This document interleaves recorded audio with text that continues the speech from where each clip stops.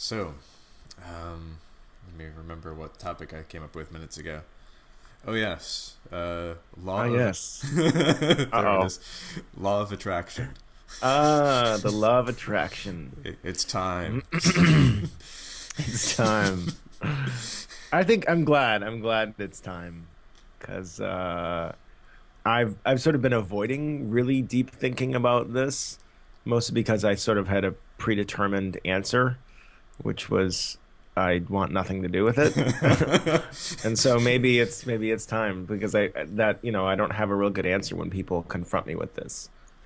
I did write an article about how recently how the manifesting generation is collectively killing our self-esteem, and it was moderately popular. And so I have some opinions on that. Is there anything specific? Do we want to just attack it, or is there any I think it's one of those angle? things. It's like putting a target up on the wall, and then we, Yeah. we just start throwing things at it and get curious about it. And Mhm. I think also it might help us organize our thoughts by us trying to figure out what we mean when we're talking about law of attraction. That's a Because good like place to start. yeah, because I never really delved that deeply into it. In some ways, I'm attacking this superficial thing, which I don't know that much about, but I've heard enough about, and I've seen enough people, and I've heard from enough people, Yeah. and I've heard like a lot of talk about it secondhand, where I have a lot of opinions about it. And I know it's rolling essentially in pop culture. It's like the pop culture definition of the word. So, for example, I met a guy, the other day, and he's like, "I'm all about law of attraction," and I kind of knew what he was all about by him saying, "I'm all about law of attraction," hmm right? And it wasn't necessarily, yeah, it's just like that's a buzzword for a certain person who operates in a certain way. Yeah, and I think there's already like a third option Oh slowly boy. coming, Wow. slowly coming. It's not here yet, but it's coming in this conversation. Okay. All right. Yes. Um, so I guess, yeah, starting what we mean with the law of attraction is really good. I mean, the first thing I think of is this idea of like attracts like, right? That's what people would say. Law of attraction, like attracts like. You get what you think about, or you get Yeah, what if you, you're thinking you about know, this specific kind of house, you will get that kind of house. or whatever, like your vibration, the universe will match whatever vibration you're inside you. In the universe. I think because the law of attraction, at least how it's used, in The Secret and then other books, and where it gets kind of maybe more on the annoying side, it is about like the universe, which is basically the material world, the outside world, other people, you know, that will match like Santa Claus. Like Santa Claus will match your vibration. Mm-hmm. And I think about it, and again, this is where I find it annoying, and so it may not be the whole truth, but I find it like when people have the law of attraction like it's some sort of universal Santa Claus, then that's really weird to me. Yeah, and very like consumerist. It's very consumerist, which is why it's also very popular in America. Um, Yeah, it's like I see because when I hear about like the underlying ideas, the sort of like vibrations, like matching, and at the same time, there's very similar things which I totally deeply believe in and like teach and coach. Like where you come from has an impact on the world. It's like, okay, well, irrespective of your circumstances, how are you creating that? What are you doing? What's your inner stance? right. There's other very similar bodies of work which I totally agree with, and there's many people who uh, like have a lot of resonance with the law of attraction where I totally agree with them. But then there's these other more of the pop culture approach to law of attraction where it's become this strategy. It's Yeah. just become this thing that you can do, and it's approached in a very like immature way. It's sort of like here's this spiritual way to get things. It's taking something that's spiritual and then sort of like bringing it to a lower level. Yeah, I mean it's an end. It's a means to an end, and that end is have more shit and more status or something. And that's just where it gets weird, because I'm like, I don't know if the universe cares if you have a Ferrari or not. Like, I'm pretty sure that it's just doesn't. That's just not how things work. Um, and that's I agree. I also find that I think for me, when I thought about what statements can I make about the law of attraction or this idea of manifesting, which is certainly inextricably linked, um, I found that the people that resonate with law of attraction the most are usually the people I find most full of shit, most inauthentic, most God, I wish you would just be real right now, you know? Um, and so I've just seen that as a direct correlation. I've never seen an example that actually that counters that. It's like pretty much across the board. Like that's how I feel about people like that. Um, and So it makes me think that there's also something else going on too, which is this. I think that law of attraction manifesting thing is people that are wanting a lot of things and then also wanting to look good. It's very attractive for that. Mm-hmm. It's like, oh yeah, I've been wanting to hide the fact that my marriage is shitty already, or I'm in a lot of debt and I've been wanting to avoid that. So this is a perfect excuse because, well, if I avoid it, I'm not really avoiding it. I'm just resonating in a higher frequency, and so like I think it's a great way to avoid stuff. Mm-hmm. Yeah, there's just like a lot of popping out of reality. There was a book, it might have been like The Law of Attraction itself, like the book, which pretty early on, maybe in like the first or second chapter, I came across the sentence like, first you must ignore the way things are.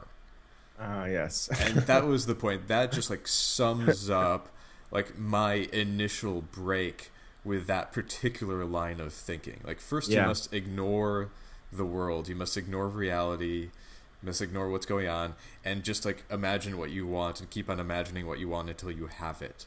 Yeah. There's like a really dissociative aspect to that, which is creepy. Yeah.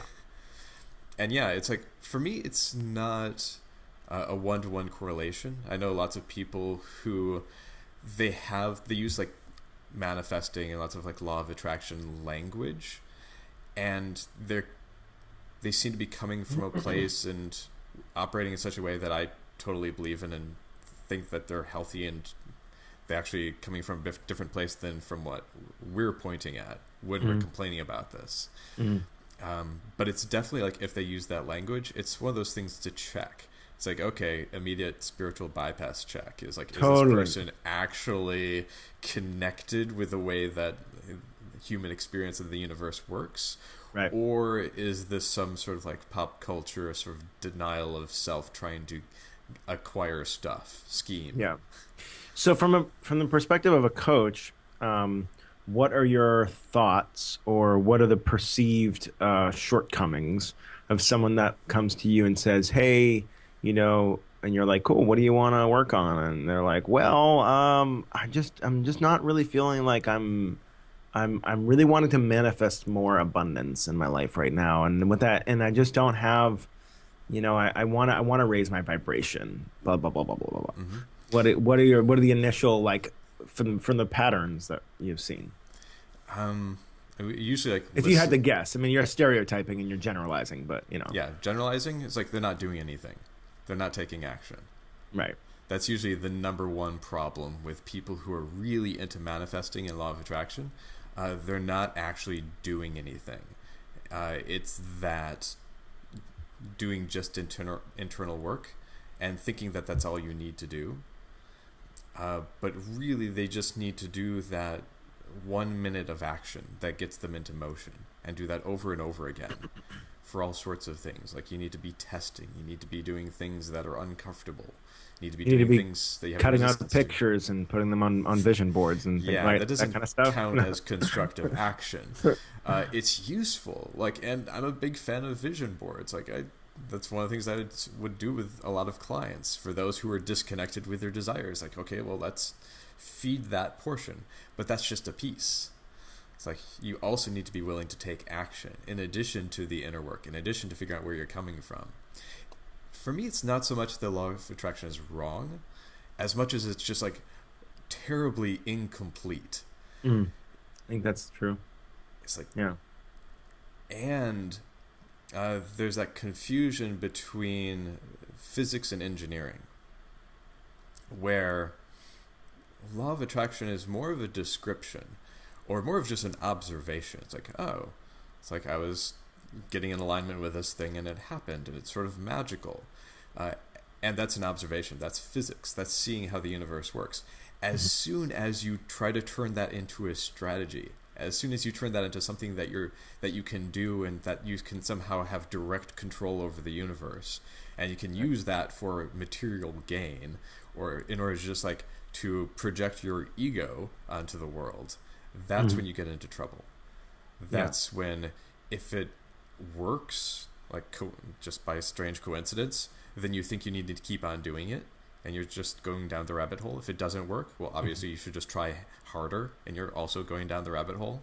Yeah. Because it comes from a misunderstanding. Like, it's the misunderstanding that you think you can control the world. Wouldn't that be nice, though? I don't know. It sounds like a lot of responsibility. It's actually kind of a relief, actually a huge relief.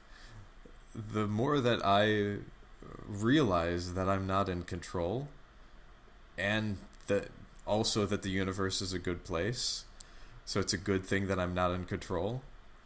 Like, I much prefer that perspective than the, oh, I need to do things to get the universe to behave.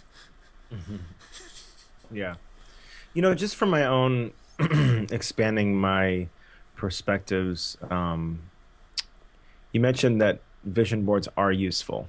And I don't know that I've held that view before. So I would like you to explain a little of that, maybe, so I don't hate on vision boards so much. For me, I haven't been using my vision board recently, but many years ago, it was like, I see your whiteboard is blank, by the way. So yeah, well, that's not my vision board. Okay. That's my like blank slate and like peaceful mind board. Got it. Where I get to write down the one thing that I want to remember to focus on, which right now is nothing. Perfect. Vision boards, and I do this as like, I have like a screensaver, which just has like a flash of several images that I've selected. I like much better than like the cut and paste old-fashioned media board. I think of it as reminding myself of things that I want. And part of that is so that when things are offered to me, or things like opportunities come into my field, I remember it's like, oh yeah, I want that. Yes. So I'm not tuning out all of those things. It's the reminder of things that I want. It's not a tool of, I'm doing this in order to get these things. I'm doing this in order to remember that when these things float by, sort of like at a sushi boat place, oh my god, like that's the kind of sushi I love. Yes. I see.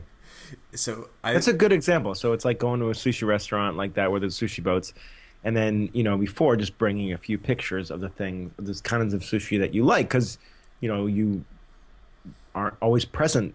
You're not always thinking about the kind of sushi you like, you know? Yeah. And like the immature law of attraction is like, you're at home looking at your vision board filled with sushi and wondering why no sushi has arrived yet. Right. Right. When really, boats can't go up on land, you know? Yeah, when really you just need to go to a sushi boat restaurant and remember which kinds you like. Yeah. It's like plus a healthy dose of trying things that you haven't seen before. Yes. To find out what you like. Yeah.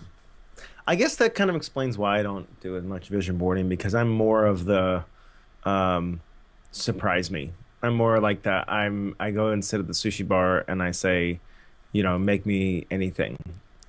And that's kind of just like a norm for me. Like, I don't do that occasionally. Like, I'm very much into life surprising me. That's interesting. Yeah, so probably like creating new stuff is relatively easy for you. Yeah. From that stance. What comes to mind is like gratitude. might be you might need more of a gratitude board than a vision board. Remember the things that you have to celebrate, because that's also stuff that falls into the background. So what kind of people need a vision board? Typically? No one needs one. I mean, no one needs one, but like, what kind of people would benefit from one? Typically, so people that are out of touch with their desires. You mentioned, right? People who are out of touch with their desires. People who don't know what they want. Like even just the brain. It's partially a brainstorm exercise as well. Yeah. When you sit down, you like ask yourself over and over again. It's like, oh, what do I want? And you start realizing it's like, oh yeah, that would be awesome. That would be cool. That inquiry is both fulfilling in itself in a way. Just doing that inquiry is very rewarding. Just knowing that you want something is part of physiologically getting the reward of having that thing. Yeah. So, and yeah, it's like when you remember that you want something, when you've done the work, it's like, oh yeah, it's like I totally want this. It's a step, it's a piece of the puzzle to make that has that thing more likely to happen. As long as you don't think that you're the one making it happen. It's almost like vision boards are part of getting out of the way, allowing awesome things to happen by you remembering and realizing that it's awesome. Yeah, I like that. Yeah. Yeah, I can see that my challenge with this conversation is going to be really bring the good perspective. I've got enough mud to sling at law of attraction and manifesting and vision boards and all that kind of stuff. I think it's going to be valuable to have both, so that there's a distinction to be made here. There's sort of like a immature way to do the law of attraction and a mature approach to the law of attraction. Yeah. There's even a hint there with like a way of doing law of attraction. Right. If it's a strategy, you're doing it wrong because you shouldn't be doing anything. Right. Well, I guess that begs the question. So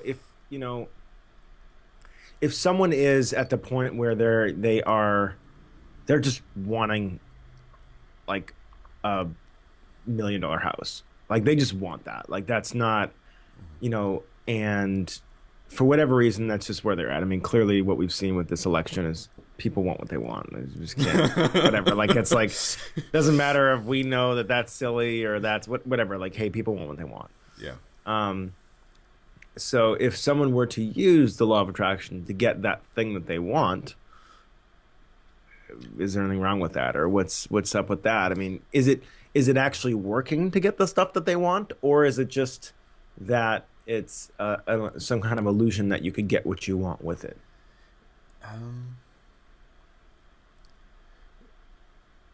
It's hard to say.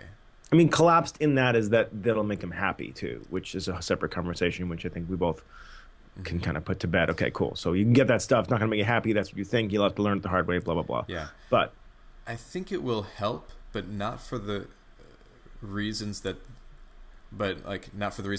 they think it will help.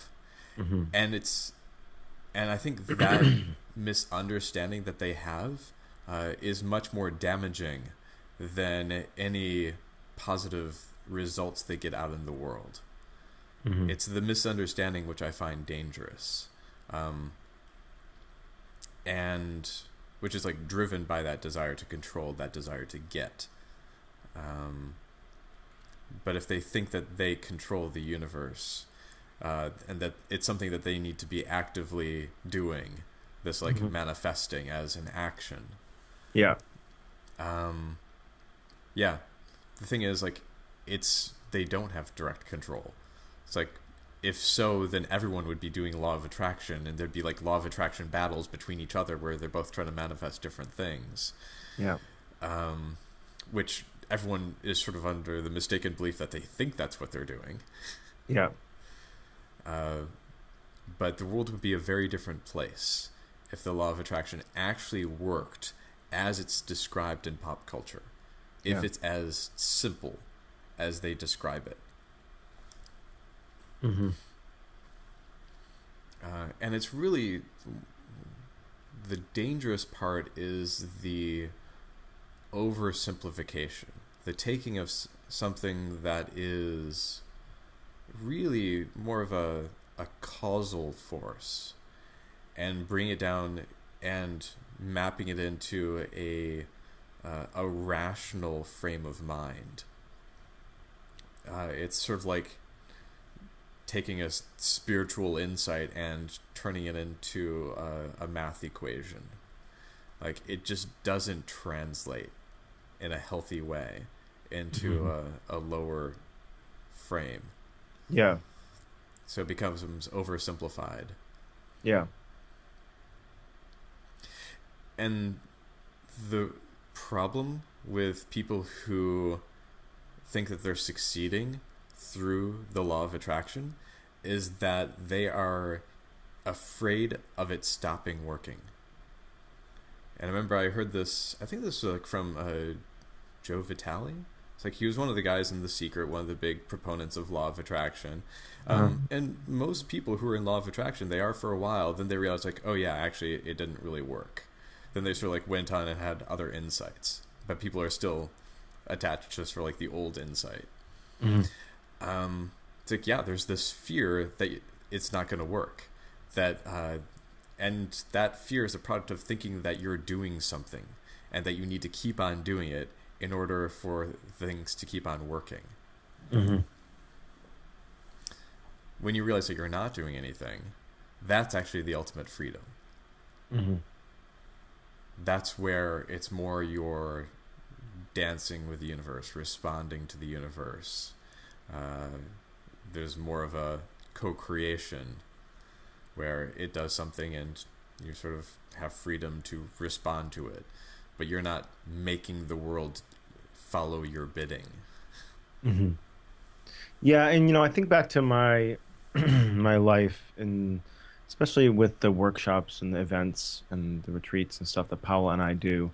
And I think one of the things that I think is kind of like the law of attraction that has definitely helped me is really understanding that where I come from is going to determine kind of how, I want to say successful, but like, how, I guess success is a good word, like how successful something is, and we notice it we just sold a lot of tickets to a lot of events at this point, and it's just kind of a weird correlation sometimes between like where we're at and then how, whether people buy tickets, and we always remind ourselves like don't get on the phone with someone, or sell an event that you're not enrolled in, like yourself in that moment.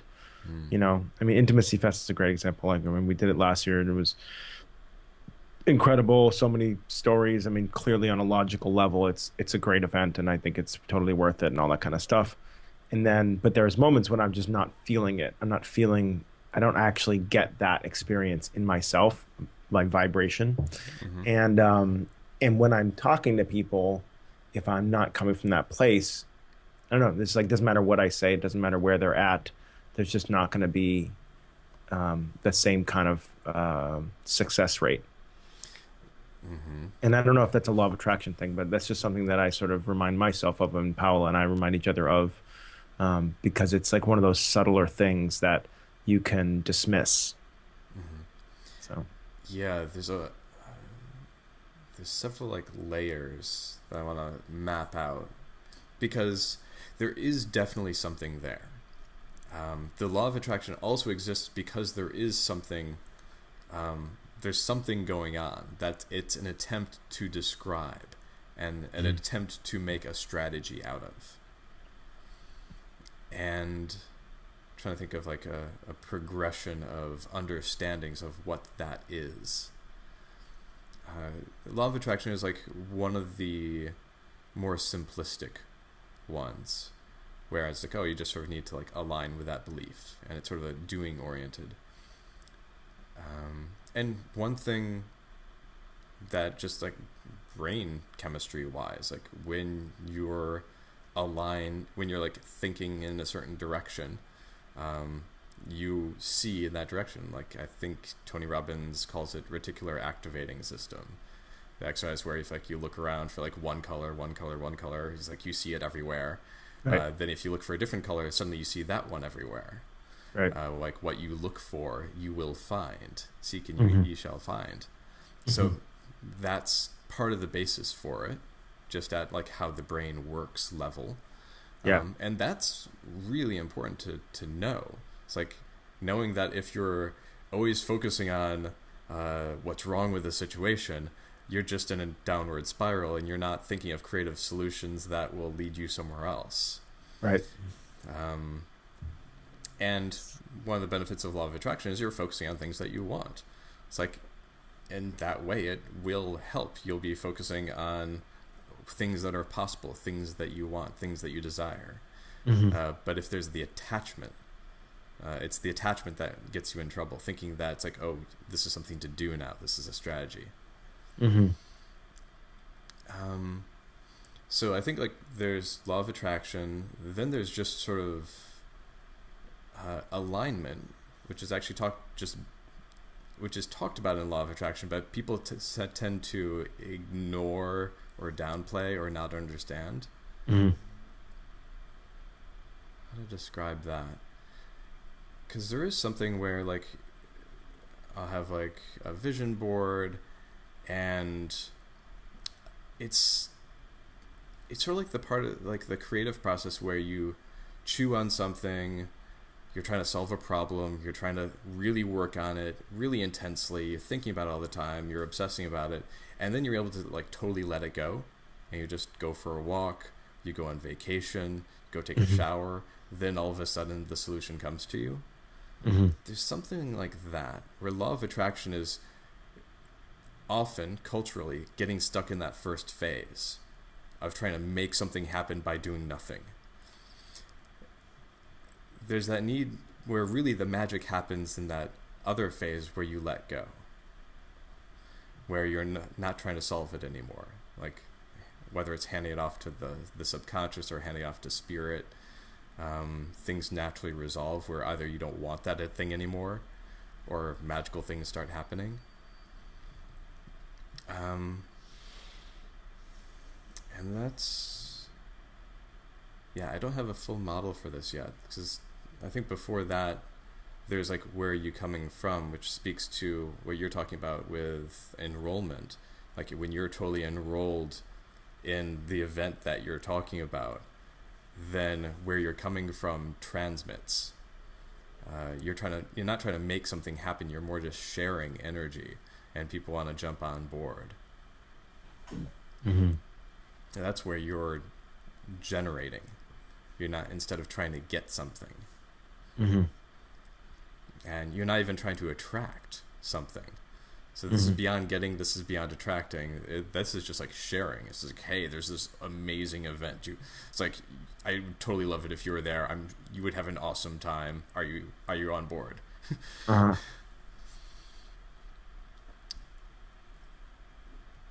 And then there's like even like the more, for me, a more advanced three principles sense of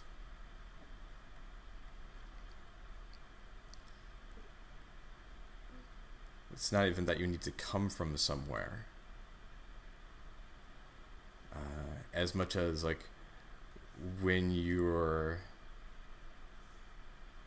like coming to the top of the ladder of consciousness, when you sort of like allow that movement, and you just sort of, when you're in the good, peaceful, happy place, which is inherent in you, when you're not distracted by all this other stuff, when you don't think that the thing that you're trying to get will bring you happiness, but you're just coming from the place where you're already happy, that's where the magical stuff happens. That's where it's like the coincidences happen. It's like that's the kind of space that law of attraction is describing, where people are, where someone is like so centered, so happy, so peaceful, so present, so in the moment, that the things that they want and the fulfillment of those things so often are happening, that people who witness that third hand are like wondering, it's like, what is that person doing? How do I do that? how do I like recreate that for myself, which is a totally different approach than what that person is actually doing or being, because they're not doing anything. They're just having fun with the world. Yeah. They're just on a ride. I don't know if this is necessarily going there or not, but so I'm sort of curious about the like the incentive to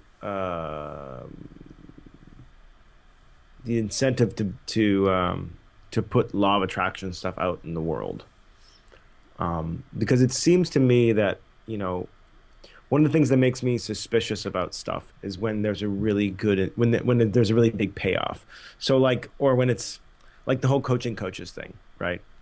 Like clearly there is I don't know, it's easier than coaching electricians.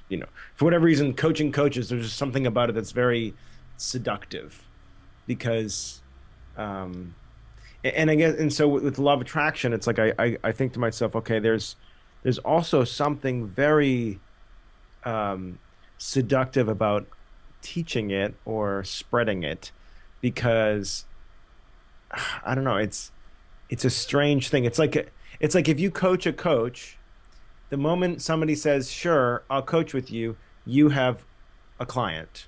So you're already a coach with clients, even though your only client might be the coach that you're coaching.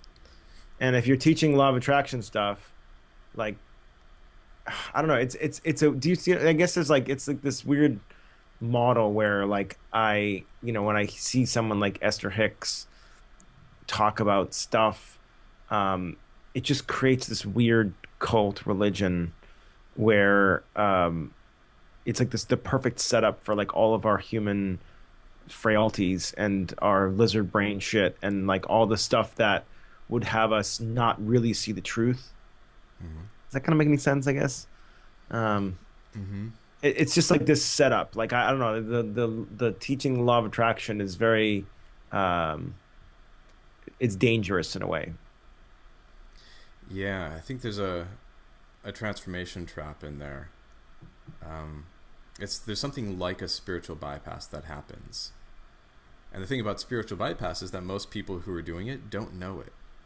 They actually think that they're spiritual. They actually think that they're enlightened, that they finally got to the stage where they get it. Yeah. And I think that should be the warning sign.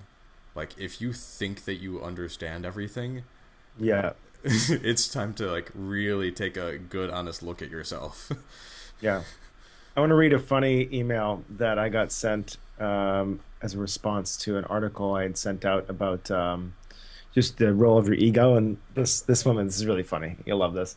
Cool. So she responded, she said, "Hey, I enjoyed your article. I shared it, blah, blah, blah. So I went out with a Zen Buddhist 4 years ago. He took me to Venice for the weekend. It started well with him telling me that weekend's spiritual practice for the weekend was giving without expectation." And she said, I had to try quite hard not to smirk at that one. So I bought pretty things and taken for amazing meals, and we stayed at the Metropoli. It was amazing. Unfortunately, his 20 years meditation practice seemed to have given him this belief that he was beyond mere human ego. It was weird. He gazed at me all weekend like I was the Holy Grail, agreed with everything I said, projected onto me his desires for a relationship, all the stuff he hadn't dealt with. And ended the weekend by telling me that as his meditative practice had wiped away his ego, there was nothing about him he couldn't change to please me. Oh, not good. When I told him I saw no future, he really tried to fight with me about it. Luckily, insinuating perhaps he wasn't so not attached after all got me out of that one. I just found that was really funny. I'm not like, I mean, I think Paula is around more of like the, more of those like spiritual circles than I am. And so I don't really get to hear stuff like that too often. But it just really cracks me up. Like everybody I know pretty much acknowledges they still have an ego. Like there's nobody out there that's like gone. This is gone for it. That's like, yep, it's gone. Totally gone. I just think that is hilarious. That reminded me. I especially love the part of like I can change any part of myself in order to please you. Right, because I have no ego. It's just like what a, it's like I love like that's like the it's like the mob that's finally paid off like the chief of police. And they're like we have got it made. Like they got everybody in their pocket, you know? Hmm. So it's like you've convinced yourself that you have no ego, and it's like your ego is like, oh man, got it made, man. We are in control. Yeah, that is so much more dangerous than people who just haven't like started the personal development work yet. Where like ego, what do you mean? I'm just me. It's Yeah. like when you think that you've transcended, where really you've like descended, like pre-trans fallacy, basically. When Yeah. you're like really deep in the pre-trans fallacy, Yeah. it's like that's really unhealthy. Yeah. It's actually much healthier to just be like a normal dude who has like I have no idea what the big deal about this yoga stuff is. Yeah. This is yoga, but I like the yoga pants.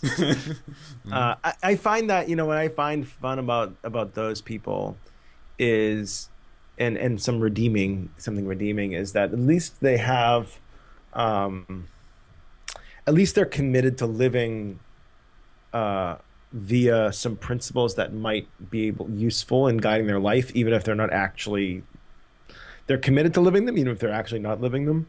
So someone like that, I feel like, would be more prone to kind of wake up to his own situation than someone who hadn't at all taken a look at these other unconscious drivers in our life. I mean, he may be totally just getting it wrong and doing it wrong, all that, but I think he's more prone to like wake up to that fact. That's my opinion. I think so too, because they've woken up to other facts before. Yeah. Um, Well, it's like you can't do like it's like so I love like Brian Katie's work. Like you can't hang around that work and keep lying to yourself. Like you just can't. Like it's like you just can't. It's not possible. Now, of course, with some, and then maybe this is kind of circling back around the law of attraction thing. Like maybe the law of attraction, one of the reasons it's the community is so I don't know, shall we say annoying or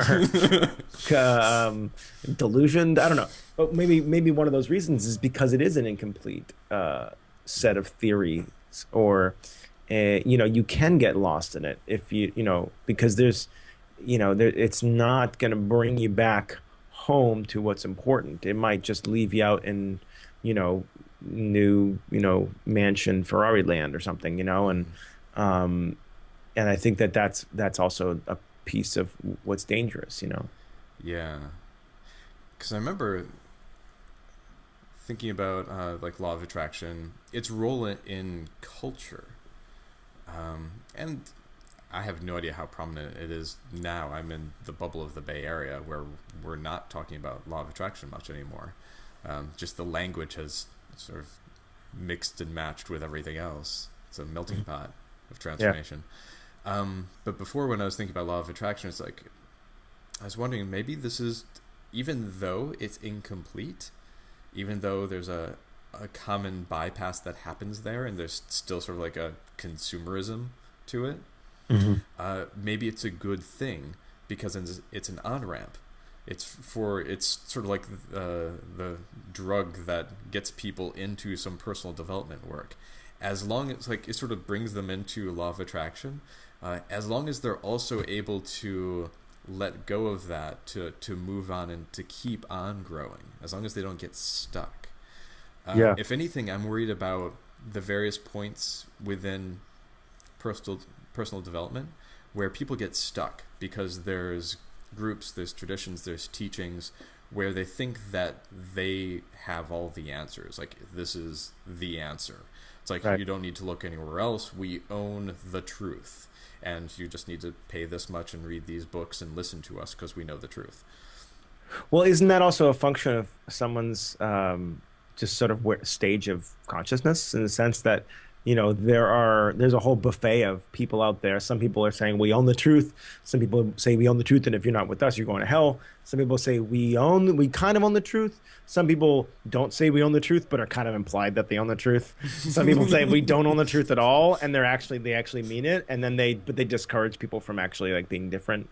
And then some people are like, actually, we don't own the truth, and we do encourage your self-expression. Like there's a whole buffet of it, and people are going to just select where they're at. Whether maybe it's a good thing because it's addressing people where they're at. They're looking for someone who like knows the truth.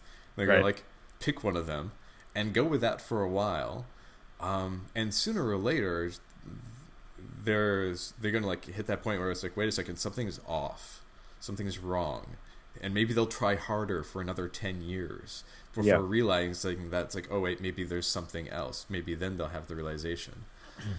I do wish that the path was smoother, but honestly, like transformational work is rocky. There's lots of ups and downs. Well, it's interesting. That's like saying I wish the path out of Mormonism was smoother. I mean, Mormonism is what Mormonism is. It is a not smooth transition.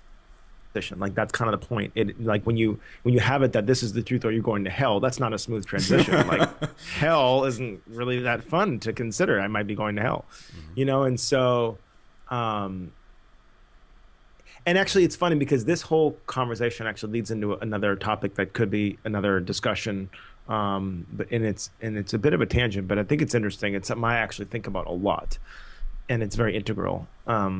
Is this idea that is there any organization or group or theory or religion or out there? Is there anything out there that's actually moving people backwards? Most likely. I mean, you could say, okay, look at Donald Trump's moving the United States backwards or whatever, so like my theory is, okay, so let's take a Jehovah's Witness. Jehovah's Witness on the scale of Christianity on the fundamental side, right? Clearly. And so is someone that like let's say a guy who's like a gang member who's out shaking people down for money and just committing crimes, not being a good member of society at all. Well, he's at a certain level of like consciousness, let's say. I hate that word, but whatever. And so he might be, when he wakes up and he's like, man, this life sucks. Like I can't do this anymore. He's going to walk across the street to the Jehovah's Witness church and he's going to say, what do you guys got? And they're going to say, hey, come give your life to Jesus, blah, blah, blah, blah. That's going to resonate with him, right? And it's going to be, I think, in all respects, an appreciable step up. Like he's going to be moving up the ladder. Mm-hmm. And I do think that, and there's, I'm sure some Mormons out there and some Jehovah's Witnesses people that disagree, but I think there's some bottom feeding going on, right? In a way that they're not, like, there's no chance that you are, and again, I'm kind of throwing us on a hierarchy scale, but there's no chance. We're going to offend a lot of people with this. We're going to offend all 3 people that watch this. There's no chance that you or I are going to one day decide to become a Mormon. Now, that being said, I've also very seriously considered actually becoming a Mormon for a year because it's very fascinating and I'm kind of a geek like that. But there's no way that I'm going to wake up and go, oh my God, the Bible is the word of God. It's not written by men. Like that's never going to happen ever. And so in a way, like Mormons, I think, and Jehovah's Witnesses and blah, blah, and fundamentalists and, Islamists, and like they're taking people at some level and they're moving them up. Mm-hmm. It may not look like much from a different perspective, but I think that always, whether it's, and I really think across the board, and that's actually why I like debating it, because it is a huge blanket statement. But I think that across the board, any belief system, any religion, any group, Esther Hicks, law of attraction, blah, blah, blah, blah, blah, all that stuff is not only moving people up and getting them closer to a more realized being, but it's the perfect next step for that person. Like they couldn't skip over that. Now that second one part's a little more, I think, a little more controversial, and I don't know if I totally believe that, um, but that's an interesting topic for me. Okay. Is like everybody needs to be exactly where they're at, and is getting exactly the medicine they need, and then when they move to the next thing, even if it's not the thing, it's the thing they need to get to the thing after that. Yeah, that implies that there's like this universal need where like there's a right progression. That also implies this hierarchy and this ladder concept, which again I'm kind of pairing off of integral theory just so I don't look like a total asshole. But Yeah, there's these 7 stages, blah blah blah. yeah, Whatever. and I'm totally into like I very much have an integral mindset, like evolving through stages, but also aware of there's an integral stage obsession with like you need to be evolving. Right. And I think we geeked out about that in evolution. Right. But so I don't think I definitely don't agree that whatever people enter into is going to necessarily bring them up, like going to evolve them. I'm really curious, like, are there cases where they get worse? I suspect that there are, but I think actually in most cases, most things that people enter into, even if they're supposedly transformational, most of the time I think they end up entering things which keeps them where they're at.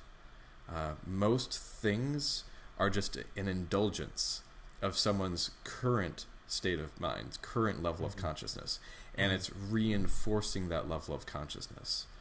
There's actually relatively few things out of the options where people are evolving through the work. And except that the cases where people enter into because they're indulging and because it's like a spiral, it's a loop, eventually they might get frustrated. Eventually they might realize like, wait a second, something's wrong or nothing has changed. Yeah. Which is sort of like an indirect call to evolution. That's what I'm saying, right? I mean, even I heard this from Steve Chandler. I think he was quoting Nathaniel Branden maybe, but he said, that you can't leave a place you've never been. Right. And so maybe those people that are going into these work and then are getting stuck or going deeper into this shit that maybe what they're doing is actually realizing where they're at. They are self-realizing just in a way that they've been ignorant of it before, or they've been unaware. And now they're like, oh shit, like I have $1 million and it doesn't feel good as what I thought it would feel like. And now I've realized that. I am actually realizing that. And maybe and who's to say that they didn't need that? Or who's to say that that we didn't need to go through what we went through to get to that next thing? I like to think, of course, that hey, we are helping people evolve faster, and that there's some, we're doing some good. But again, I mean, I don't know. Well, it's like and the more we zoom out, the less anything matters at all. Like, how much does it matter if we evolve? Because eventually the human race will disappear. We're just not sure when yet. Yeah. But the being in the pressure cooker of being stuck and then eventually popping out, that also aligns with the Zen approach of the fool who persists in his folly becomes wise. Yeah, it's sort of exactly. Like, oh, you think that'll work? Okay, keep doing that. So, yep, keep going. Yeah, keep going. Right. You're doing great. Right. Until like, wait a second. Yeah. So we're either all persisting in our follies, or we've persisted long enough that now we've discovered something new, and then we go on to persist in other follies. Yeah. It's one of the styles. It's one of the paths, and it's one of the styles of working, and it's a legitimate style. It's not the most time-efficient style, and it's not necessarily like the happiest. Some people might say that they regret that, but there's also the growth of like you do not get away with avoiding that style. That's just like one of the types of things that will happen many, many times. Yeah. Is that you will do the same thing over and over and over again until you realize like, oh, I'm doing that thing again, and perhaps there's something else I could do there, or perhaps I don't need to do anything there. Yeah, that's one of the ways of working. Within transformational work, there's like another one of my favorite ways of working is like that remembering that there's always more. And that's one of the things that I wish there was more of throughout, especially transformational work. It's that acknowledgement that it's like, yeah, we don't have all the answers. And at some point, like, yeah, maybe we can't help you anymore. Try something else now. So, so I'm gonna just kind of challenge this in this whole weird thing. So you say that you wish there was more, and I think that if it's all a buffet, and some people are definitely saying that. I mean, clearly here we are saying that, and some people are not saying that. Is it like, are some people need to hear that it's the truth? Like that's an important phase in a sense that like, and I don't know, it's like that's the idea of like if we took that away, would people just jump to the next stage? I don't know. I mean, clearly clearly we're trying to pull people into more perspective. We're trying to get religion to evolve. We're trying to do all this stuff. But is it that I really think I see it as kind of like a set buffet. You can't change the menu, and people are going to eat that and they go, oh man, like, I'm eating a lot of bread and cheese and I am just hacking up some shit right now. And what is going on? And like, maybe I won't eat so much bread. And then maybe I'll try some of these vegetables instead. I haven't eaten much vegetables. Okay. I feel better now. Okay, cool. Oh, I need more protein, or I need whatever. Like, I think the buffet is the buffet, and maybe in a sense, and again, this goes back to our idea of like, are we evolving at all? And I say no, but yeah, it's like maybe I think in a this sense, is mapping back to that conversation. Is the whole buffet moving together, or is it like, are we taking away stuff?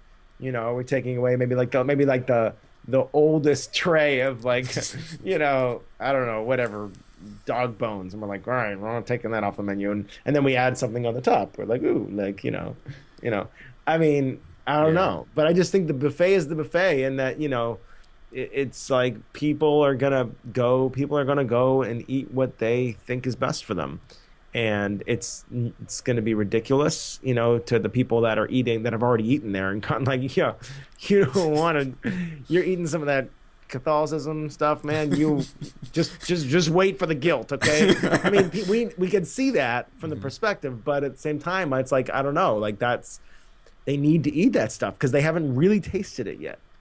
Yeah. And maybe you don't. And I don't know. It's like, have I really tasted what it's like to be a Mormon? No. I mean, do I need? I don't know. But I think there's a way in which I'm agreeing with you, and there's a way in which I'm not agreeing with you at the same time. Excellent. Like, I definitely think that there are stages. Like your point of sometimes someone needs someone who is saying they have the answer, and they need to enter that container where it's just like, in order for them to do anything, they need to basically like find a guru or a teacher or something who says like, okay, I will tell you what to do. Yeah. Some people need that. So there are stages. Over time, as this world evolves, as we have more insights or we let go of more of the illusions,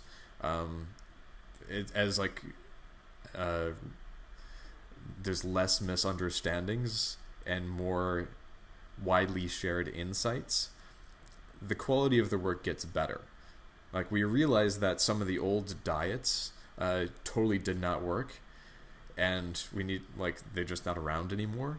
And there's all new ones, some of which will disappear a year from now or 10 years from now, but they're getting better over time. And there's some old transformational work which is crusty and is like gradually going away, and some of it's like really fighting.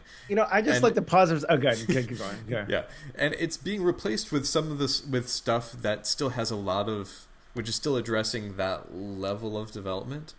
Like, the guru model is still going to be there. It's like someone who has like all the answers, but it's going to be a little bit better each time, I think. It's funny that you use the example of food, because I mean, I wonder if like, are we eating better today than we did 1,000 years ago, or 500 years ago, or 300 years ago? I mean, people can pretty afford. clearly no. Like, I mean, that's like a pretty, like, I think no one would disagree when we said, no, we are not eating better. We're eating worse. Hmm. Um, and I mean, you could say why? Well, why is because, we've let, um, we've let profit influence, our choice and, the food pyramid and all lobbying and all the bullshit. But I mean, it's like, well, that sucks. We literally have gotten worse. Like that's one area of life, our diet and our health. I don't even know if we know what's best. Like, yeah, you could say that there's like the top people are eating healthiest, and I don't even know that that's true. Like, I don't even know that we are, uh, you know, that those people are pushing the leading edge of what we've always known in the thousands of years of human species. Hmm. I think that there may even be, because I mean, look at there's new. I mean, 20 years ago, oh my God, 20 years ago, we didn't know anything 20 years ago. I'm like, what the hell are we going to come up with in 20 years from now, in 2036? I mean, so it's like, uh, I don't know. Like, I think that maybe that's an interesting metaphor. I know we keep coming back to the subject, but I think it's really interesting. Is maybe that's a really interesting metaphor for like how we think we've evolved, how far we think we've come, and yet it's just still the same buffet. Maybe we just added more shitty options, if anything. In terms of food, like the buffet got worse over time. Yeah. Like there's still like the salad bar, but no one's fucking eating at the salad bar. So this is like the case of like where it's like it's getting worse over time, whereas the transformational work is about maybe it's the same, maybe it's getting better. Food has gotten worse, and maybe it's. I say relationships have gotten better, like romance, maybe. I think so. Human rights definitely have gotten better. Yes, human rights have gotten better. And even like the awareness that it's still a major issue has been getting better, Yeah. or at least from what I can tell within my bubble Yeah. of Because we like could definitely relationships say and civil like, rights and such. yeah, like you could definitely say like there's never been a time in history where people have not been like discriminated against, and I think we're slowly actually getting better at that. Hmm. And like the realization of like privilege is a thing. Mhm. And not privilege as like a, well, that's just the way it is. That's what God intended. Like an actual privilege is like, no, that's a thing that we made up that sucks. Yeah. Yeah, it's like this reframing of like this thing that I have that other people don't have that is so assumed that it's almost invisible. Yeah. And how valuable it is to see that. Yeah. It's like that's becoming more prevalent. Yeah. Totally. Then it goes hand in hand with discrimination in a way. It's like if you don't see the privilege, then you can't see the discrimination. Hmm. Privilege is like the other side of the coin. Yeah. Yeah. Yeah, I think the food and transformational work though are different lines of development. I hope so. Otherwise, we're screwed. Yeah. It's like there's a lot of money stuff in food. There's a lot of just like the complexity, but also like laziness and money are major influences on the world of food. Not caring about what we put into our body, and basically like, that short term versus long term. At least in transformational work, if you're doing any sort of like work on yourself, there's at least some degree of awareness. Like there's a desire to grow, or at least for things to be different. Mm-hmm. Whereas even if, like you said, that most of it's just self-indulgence, you're not actually making things different. Yeah. So it was like you might think that you're changing, but it's really just maintaining the status quo. Yeah. But in most cases, it doesn't get worse. There is some unhealthy stuff out there, which I think makes people worse. But can you give me an example of that? I'd like to explore that. And what if you can think of anything? There's some work where it's just like people get traumatized. They go in seeking one thing, they come out just wounded, and they need counseling afterwards. I could see that. Fortunately. No, actually, some people stay in that for like a long time, and it's the fool who persists in their folly. Like that wounding then they heal, they become stronger for it. Ultimately, there's still this biased direction. Like people gravitate towards evolution. Like, it's trying to happen, no matter how much we hurt ourselves, damage ourselves, how much we like hold it back, often successfully. It's still something that's trying to happen. And I think we have to make a difference between adults and kids, essentially, too, right? Because I mean, the kid that's brought up and then thrown into the Mormon Church is, I mean, I'm not saying that he's taking a step up in his evolution, right? I'm not suggesting that. I'm suggesting, if anything, that we just like, that's where we start them, you know. And maybe that's also this idea of, are we born with any sort of wisdom or up leveling in some sense, or are we just born a complete blank slate? You know, is the baby born today? Could you just throw him 2,000 years in the past and it would just fit right in? I don't know. But is it like when we then, wherever we start people, that's where they start? I mean, that's kind of how it occurs to me a lot. It's like, people start where they start, and then they play the game of life, you know. But some people start like level 20, some people start level 2, and it's just kind of a luck. Yeah. Maybe there's a grander design to it, but I don't, you know. Yeah, and the more I learn about like energetics and child development, the more it seems like in what ways is the child screwed up as they're growing up. In what ways are they influenced? In what ways are they like led astray? But what degree? Like, I feel like I've only had this realization in the last like 3 or 4 years that like I'm very lucky. I'm very lucky to have the parents I had. I'm very lucky to grow up where I did, with the kind of abundance that I did. Like, I was like literally never in need in my childhood. My parents would just drop everything to whatever I needed all the time. And I totally trusted that. And then my problem was that I felt like they were over controlling and squashed me. Right. Which and then when I compare it to like Paula's life, you know, where she grew up in communism until she was 6, it was literally like, you know, Russian, like communist rule. And it was, you know, experienced sexual abuse because all the women in her family were sexually abused. And then, you know, just like had a much harder life and much more things to overcome when she sort of became aware of them and started working through stuff. And, you know, in a lot of ways, I think that it's a tribute to who she is, that she is where she's at, and I'm at where I'm at. Maybe I should be fucking further along, but like, I've just gotten lazy. I'm like, whatever. Well, but that's the real trap of having a good childhood, is laziness. Yeah, and you don't, it's like the immigrants that come to America, and like they're hustling and they're making them, and we're just like, I don't want to work $10, you know. And it's like, and so, but I do really see that I've had a really lucky go of it, and I can see how that's helped me not have to deal with so much baggage. I just haven't come in with as much baggage because of my childhood was just wonderful, you know, for the most part. And yeah, I did have the problems, and then those problems manifested themselves in both my shadows and my gifts, and just like everybody. And there'll never be a kid that just grows up with like that perfection. But I see a lot. I see like it almost occurs to me like a starting line. You get put somewhere, and some people just get a late start, and some people get an early start, and some people, you know, depending on how they were raised and what conditions they grew up in. You know. Yeah, everyone's gonna have a different path. There's gonna be plenty of people who are, their whole life will be pretty far down, like the spiral dynamics path. It's like they might never get too rational, for example. It might all just be like magical thinking. It's like might be the extent of their life. And there's some people who are already like quite integral by the time that they're like 6 or 7, depending on like parents and environment and all sorts of like factors.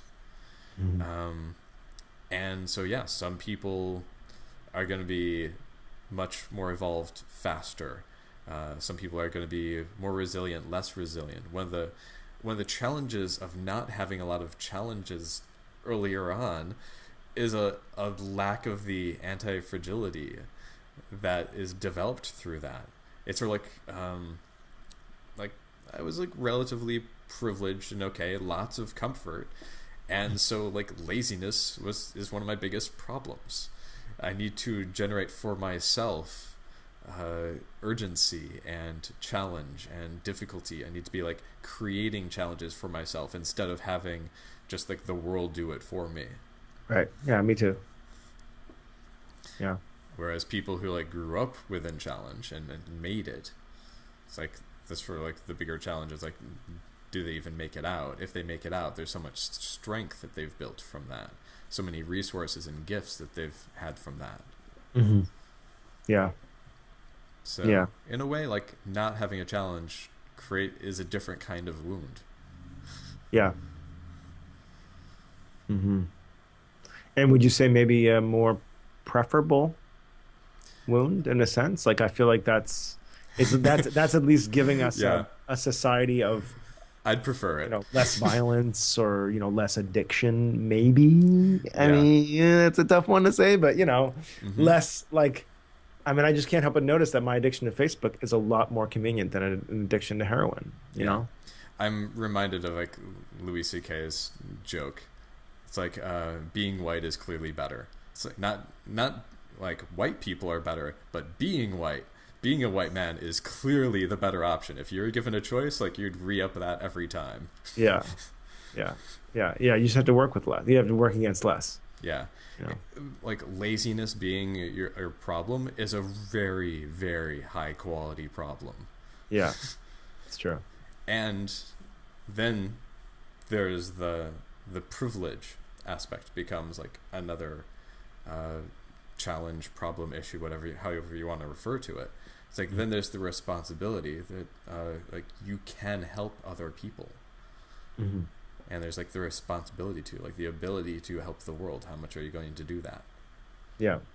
Especially if you have a lot of privilege. Especially if laziness is your problem, go out and do some good. Yeah. And if you've lived a tough life, don't worry about it. If you take a break, Yeah, if you lived a tough life and you got out of it, there's like those people tend to be a lot more motivated already to make life better for other people. Seeing people in the struggles that they've had, they tend to, and maybe I'm wrong, but like I think that they're more motivated already to heal what they've been through in the world once they've gotten through it. Yeah, I think so too. Cool, man. Sweet. It's been a little bit. Yeah. So, anything else before we close? Anything else in the law of attraction? We kind of went all over the place. Yeah. Law of attraction, bad. Evolution again. Yeah. Yeah. I'm happy to hear that it's not really prevalent, at least in your bubble in San Francisco. It's nice to hear. I always feel like San Francisco's kind of on the, like a couple of years ahead of what might come down here at some point. And so I'm happy to hear that it's kind of like phasing out. Yeah, like people will toss around manifesting here and there, and my eyes roll instinctively when I hear that word. Right. But yeah, the people I hear it from, it's like I get that they're not talking about the thing that we're attacking. Yeah. It's just sort of like language from that movement. Yeah. That I find the movement annoying. Yeah. Totally. It's like if you think that you can get the universe to give you things that you want by thinking about them and like wishing for them, give that up. Give up the idea that you have control and go out and do some good in the world. Mm-hmm. Yeah. Yeah. Right on, my friend.